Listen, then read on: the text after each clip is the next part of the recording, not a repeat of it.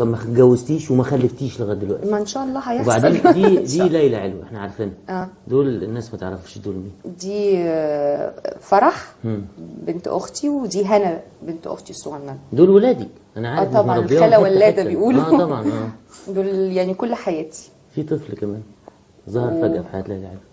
في حياتنا كلنا مش في حياه ليلى علو بس. مين في خالد، انا وماما يعني. ولميا وحافظ وفرح وهنا. عايز اعرف تفاصيل حكايه. لا هي مش تفاصيل ولا حاجه، هو حصل ظروف. واحده قريبتنا يعني كان عندها المرض الوحش وتوفت وكده، وماما تحملت مسؤوليه الولد البيبي. هو لسه طفل. يعني ده قرار ماما مش قرار ليلى علو؟ يعني ما هو لا هو طبعا قرار مشترك. ماما اولا واولا طبعا وانا ولميا وحافظ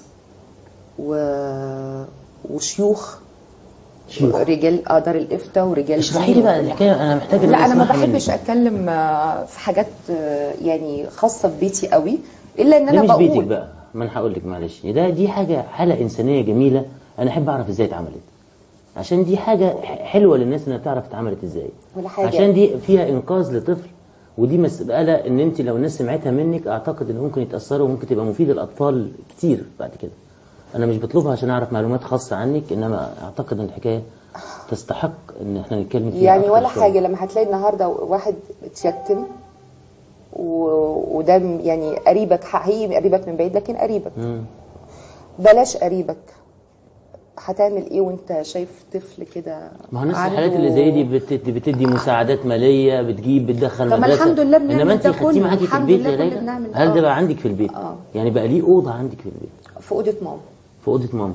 وانت متابعاها لحظه بلحظه؟ لا مش لحظه بلحظه، يوم بيوم. لان يعني عنده كام سنه يا ليلى؟ لا عنده 6 شهور يا محمود، ده بيبي.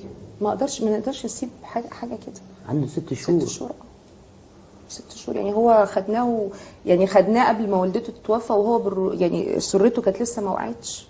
وهو والده فين؟ والده متوفي برضه، متوفي من قبلها. وانت واخده قرار مع ماما واخواتك يعني الاسره كلها انكم الولد ده يبقى ابنكم؟ الحمد لله، وربنا يقدرنا يا رب يعني.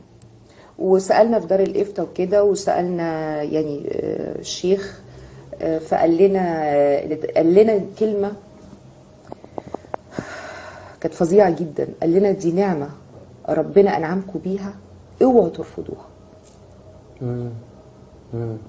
صحيح، يتيم ده شيء. لا دي نعمه لينا، مش ليه هو. دي نعمه لينا احنا.